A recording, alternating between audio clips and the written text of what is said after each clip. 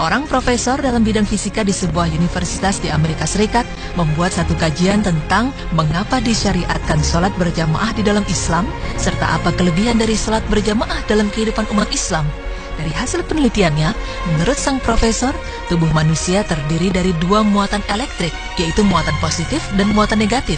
Dalam perjalanan hidup manusia setiap harinya, semasa kita bekerja, beribadah, atau istirahat, kita banyak menggunakan tenaga. Dan dalam proses ini, berlaku pertukaran muatan-muatan positif dan negatif, yang menyebabkan ketidakseimbangan muatan-muatan tersebut di dalam tubuh kita. Ini menyebabkan kita merasa letih dan lesu apabila kita selesai menjalankan aktivitas-aktivitas harian kita.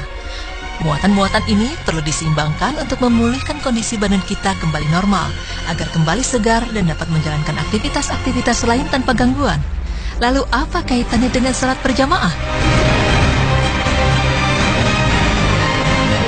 Terkait dengan salat berjamaah, timbul satu persoalan di benak profesor tersebut. Mengapa dalam Islam disyariatkan untuk salat secara berjamaah? Dan mengapa sholat 5 waktu yang didirikan oleh orang Islam mempunyai bilangan rakaat yang tidak sama?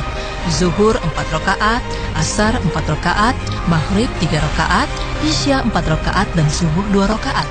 Sebagai seorang non-muslim yang mempunyai ilmu yang tinggi dalam bidang fisika, profesor tersebut berpikir untuk menjalankan kajian tentang perkara ini dan mengaitkannya dengan aktivitas-aktivitas harian yang memerlukan pemulihan muatan-muatan positif atau negatif tadi.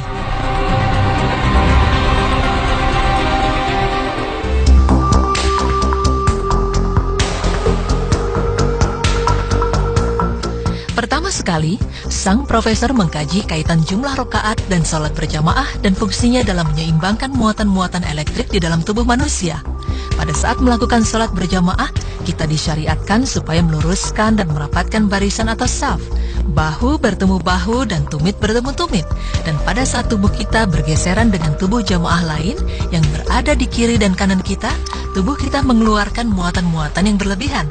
Dan muatan-muatan ini akan ditarik oleh muatan elektrik yang berlawanan dalam tubuh rekan kita. Jamaah lain juga akan mengeluarkan muatan-muatan elektrik dari tubuh mereka. Dan muatan elektrik ini akan ditarik oleh muatan yang berlawanan dari tubuh kita. Dengan ini, berlakulah keseimbangan muatan positif atau negatif. Maka semakin lama pergeseran ini berlangsung, semakin seimbang dan semakin segar tubuh kita.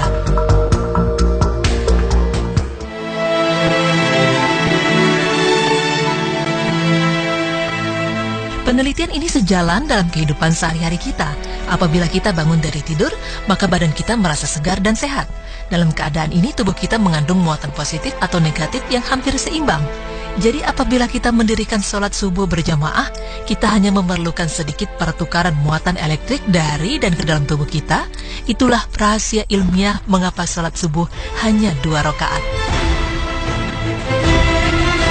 Seterusnya, setelah seharian kita bekerja, membanting tulang atau memerah otak, muatan elektrik ini tidak lagi seimbang dengan kehilangan banyak tenaga dari badan kita.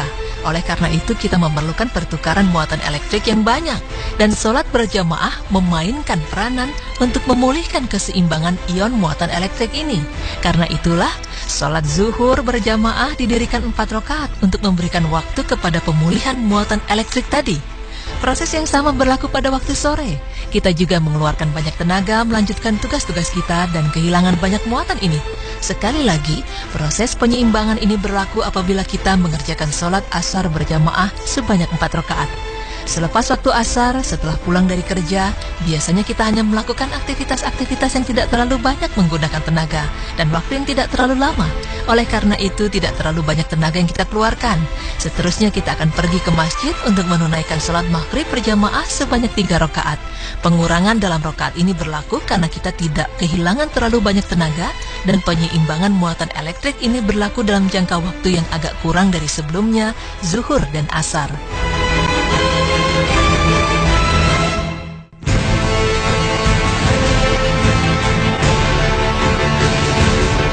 Kemudian, timbul persoalan di benak sang profesor.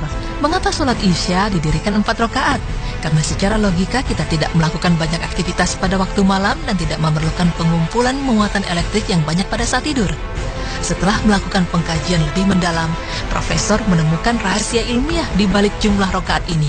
Ya, seperti yang kita pahami, Umat Islam sangat dianjurkan supaya tidur pada awal waktu malam dan bangun di sepertiga malam untuk menunaikan sholat-sholat sunnah, terutama sholat sunnah tahajud. Jadi dari fakta ini, profesor tersebut menyimpulkan bahwa sholat Isya berjamaah sebanyak 4 rakaat dapat menyediakan penyeimbangan muatan elektrik dan pengumpulan tenaga yang cukup untuk kita bangun pada waktu sepertiga malam dan menunaikan sholat tahajud. Wallahu a'lam bishawab.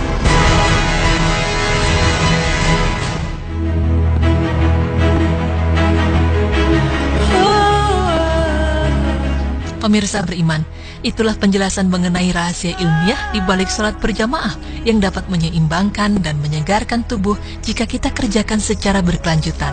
Dari penelitian yang ditemukan profesor tadi, dapat kita simpulkan bahwa segala amalan dan perintah Allah sebenarnya mempunyai hikmah yang tersirat untuk kebaikan umat Islam itu sendiri.